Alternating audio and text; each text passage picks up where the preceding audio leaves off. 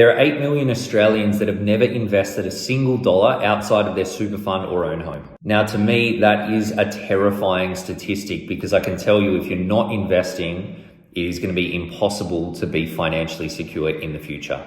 So the Australian Stock Exchange just did their big annual investor survey, and there's some pretty interesting stuff in there. Apart from the statistic that I just shared, it also found that 58% of females in Australia have never invested outside of their super fund, and still over 50% of Australians haven't invested outside of super. The top challenge around investing listed through this survey was the fact that people don't know where to go to find information that they can rely on to help them invest. So to help with this, I thought I'd put a few tips together as to what you can do to find some reliable sources of information that can help you on your investing journey. The first one is to use the ASX or the Australian Stock Exchange website. They have a ton of really helpful information on there.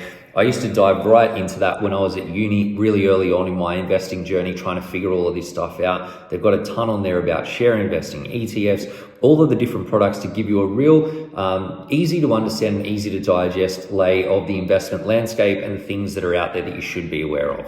The second thing I would say is that you should understand that there are a lot of different ways to be right when it comes to investing. I think a lot of people get put off by the fact that when they start doing research on investing, there's all these people talking about all these different approaches and they think that some must be right and others must be wrong. And yeah, there's probably a few wrong ones in there, but there are also a lot of different ways to be right. So it's not to say that these different approaches can't work. The key here is choosing an approach that is going to work well for you and fit in with all of the other things that are going on with your money. I will just say that there is one big decision that you need to make around investing, and this can help direct your research and help you understand where to look for this information. And that's the choice between investing into passive index fund investments or investing into active investments that track the market. Now, if you go passive, you're just investing a little bit in every single company in the country, whereas if you go active, you're choosing an investment manager or a fund manager that's then trying to pick the stocks that are going to perform best